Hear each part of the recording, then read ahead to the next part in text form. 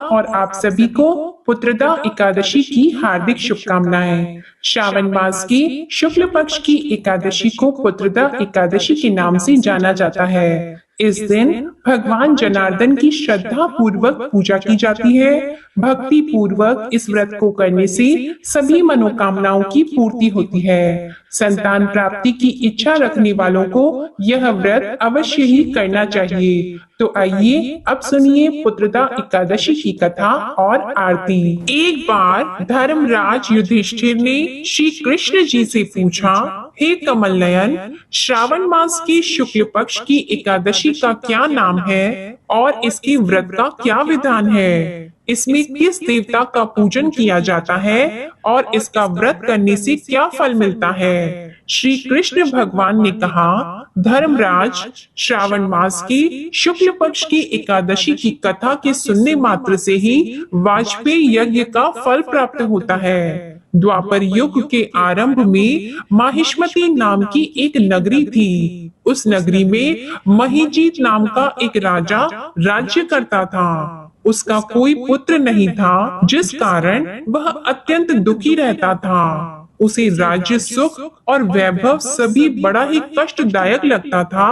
राजा ने पुत्र प्राप्ति के बहुत उपाय किए, किंतु उसका हर उपाय निष्फल ही रहा। जैसे जैसे राजा महीजीत वृद्धावस्था की ओर बढ़ रहा था, वैसे वैसे उसकी चिंता भी बढ़ गई। एक दिन महीजीत ने अपनी सभा को संबोधित करते हुए कहा, न तो मैंने अपने जीवन में कोई पाप किया है और न ही अन्याय पूर्वक धन एकत्रित किया है, न ही कभी प्रजा को कष्ट दिया है और न ही कभी देव और ब्राह्मणों का निरादर किया है। मैंने प्रजा का सदैव अपने पुत्र की तरह पालन किया है, कभी किसी से ईर्ष्या भाव नहीं किया, सभी को एक समान समझा है। मेरे राज्य में कभी भी ऐसा कोई कानून नहीं बना जिससे प्रजा में अनावश्यक डर बने। इस प्रकार धर्म युक्त राज्य करने पर भी मैं इस समय अत्यंत कष्ट में हूँ। इसका क्या कारण हो सकता है? मुझे कुछ समझ नहीं आ रहा। आप इस पर विचार करें कि इसका क्या कारण है और मैं इस कष्ट से कैसे मुक्ति पाऊंगा। राजा के कष्ट के निवारण के लिए मंत्री आदि सभी वन में चले गए, ताकि वहां जाकर किसी ऋषि मुनि को राजा का दुख बताकर कोई समाधान पा सके। वन में जाकर उन्होंने श्रेष्ठ ऋषि मुनियों के दर्शन किए। उस वन में धर्म के ज्ञाता महर्षि लोमेश भी रहते थे। वे सभी महर्षि लोमेश के पास गए। उन सब ने महर्षि लोमेश को दंडवत प्रणाम किया और उनके सम्मुख बैठ गए। महर्षि लोमेश के दर्शन से सभी को बड़ी प्रसन्नता हुई और सबने महर्षि लोमेश से प्रार्थना की कि हे देव, हमारे अहोभाग्य है कि हमने आपके दर्शन का सौभाग्य मिला। मंत्रियों की बात को सुनकर लोमेश ऋषि ने कहा, हे मंत्री प्रवर, आप लोगों की विनम्रता और सद्व्यवहार से मैं अति प्रसन्न हूँ। आप मुझसे अपने आने का प्रयोजन कहें। मैं आपके कार्य को अपने सामर्थ्य के अनुसार अवश्य ही करूंगा, क्योंकि हमारा शरीर बना ही परोपकार के लिए है। लोमेश ऋषि के ऐसे कोमल वचनों को सुनकर मंत्रियों ने कहा, हे ऋषिवर, आप हमारी सभी बातों को जानने में समर्थ हैं। आप हमारे संदेह को दूर करने की कृपा कीजिए। महिष्मती के महाराज महीजीत बड़े ही धर्मात्मा और प्रजा वत्सल हैं। वे प्रजा का पुत्र की तरह धर्म अनुसार पालन करते हैं, किंतु फिर भी वे पुत्रहीन हैं। हे महामुनि, इससे वे अत्यंत दुखी रहते हैं। हम भी उनके दुख से दुखी हैं, क्योंकि प्रजा का यह कर्तव्य है कि राजा के सुख में सुख माने और दुख में दुख माने। हमें उनके पुत्रहीन होने का अभी तक कारण नहीं पता चला है, इसलिए हम आपके पास आए हैं। अब आपके दर्शन करके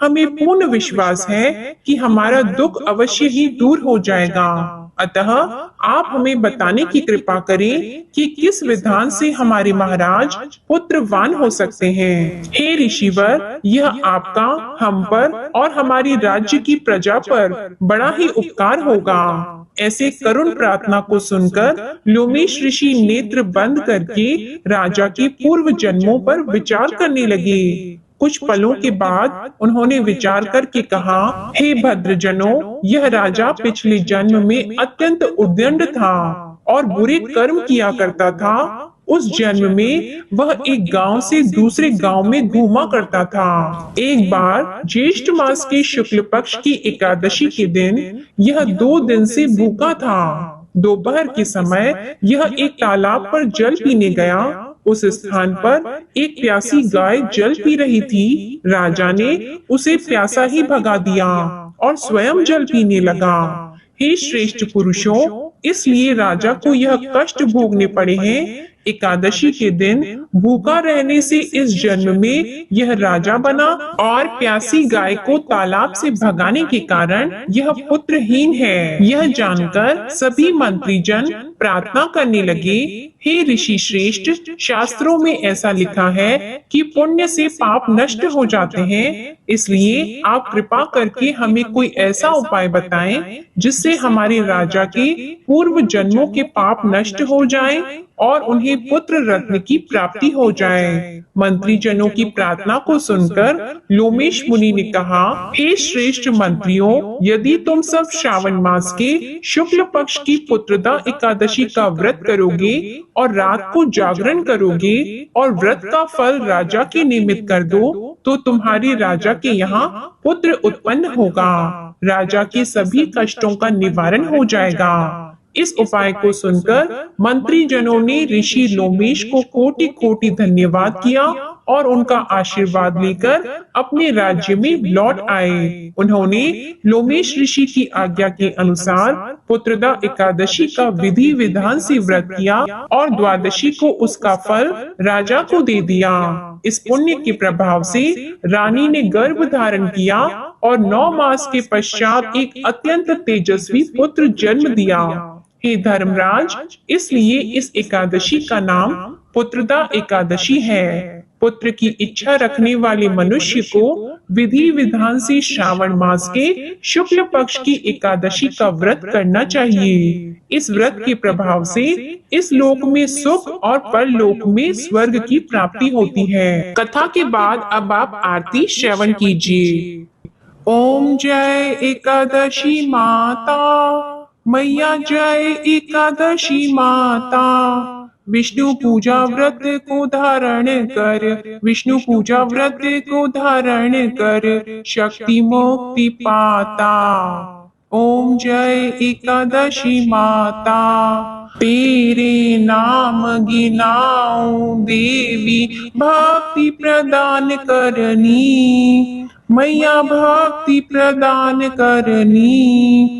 गण गौरव की देनी, गण गौरव की देनी, माता शास्त्रों में वरनी। ओम जय एकादशी माता। मार्गशीर्ष की कृष्ण पक्ष की उत्पन्ना विश्व तारिणी जन्मी, मैया उत्पन्ना विश्व तारिणी जन्मी। शुक्ल पक्ष में हुई मोक्षदा, मुक्तिदाता बन आई। ओम जय एकादशी माता। पौष के कृष्ण पक्ष की सफला नामक है, सफला नामक है। शुक्ल पक्ष में होए पुत्रदा, आनंद अधिक रहे। ओम जय एकादशी माता। नाम षटतिला माघ मास में कृष्ण पक्ष आवे, मैया कृष्ण पक्ष आवे। शुक्ल पक्ष में जया कहावे, शुक्ल पक्ष में जया कहावे, विजय सदा पावे। ओम जय एकादशी माता। विजया फागुन कृष्ण पक्ष में शुक्ला आमल की, मैया शुक्ला आमल की। पाप मोचनी कृष्ण पक्ष में चैत्र महाबली की। ओम जय एकादशी माता। चैत्र शुक्ल में नाम कामदा धन देने वाली, मैया धन देने वाली। नाम वरूथिनी कृष्ण पक्ष में, नाम वरूथिनी कृष्ण पक्ष में, वैशाख माह वाली। ओम जय एकादशी माता। शुक्ल पक्ष में होई मोहिनी, अपराज्येष्ठ कृष्ण पक्षी। नाम निर्जला सब सुख करनी, नाम निर्जला सब सुख करनी। शुक्ल पक्ष रखी। ओम जय एकादशी माता। योगिनी नाम आषाढ़ में जानो, कृष्ण पक्ष करनी। देव शयनी नाम कहायो, शुक्ल पक्ष धरनी। ओम जय एकादशी माता। कामिका श्रावण मास में आवे, कृष्ण पक्ष कहिए। श्रावण शुक्ला होए पवित्रा, आनंद से रहिए। ओम जय एकादशी माता। अजा भाद्रपद कृष्ण पक्ष की परिवर्तिनी शुक्ला, इंद्रा आश्विन कृष्ण पक्ष में, इंद्र आश्विन कृष्ण पक्ष में, रत से भवसागर निकला। ओम जय एकादशी माता। पापंकुशा है शुक्ल पक्ष में, आप हरन हारी। रमा मास कार्तिक में आवे, सुखदायक भारी। ओम जय एकादशी माता। देवोत्थानी शुक्ल पक्ष की, दुख नाशक मैया, मैया दुख नाशक मैया। पावन मास में करूं विनती, पावन मास में करूं विनती, पार करो नैया। ओम जय एकादशी माता। परमा कृष्ण पक्ष में होती, जन मंगल करनी, मैया जन मंगल करनी। शुक्ल मास में होए पद्मिनी, शुक्ल मास में होए पद्मिनी, दुख दारिद्र हरनी। ओम जय एकादशी माता। जो कोई आरती एकादशी की भक्ति सहित गावे, मैया भक्ति सहित गावे। जन गुरदिता स्वर्ग का वासा, जन गुरदिता स्वर्ग का वासा, निश्चय वह पावे। ओम जय एकादशी माता। ओम जय एकादशी माता। ओम जय एकादशी माता। बोलो एकादशी माता की जय। माता लक्ष्मी जी और विष्णु जी की जय। आपको ये कथा अच्छी लगी हो तो वीडियो को लाइक करके चैनल को जरूर सब्सक्राइब कीजिएगा और कमेंट में विष्णु जी और लक्ष्मी जी की जय जरूर लिखिएगा। धन्यवाद।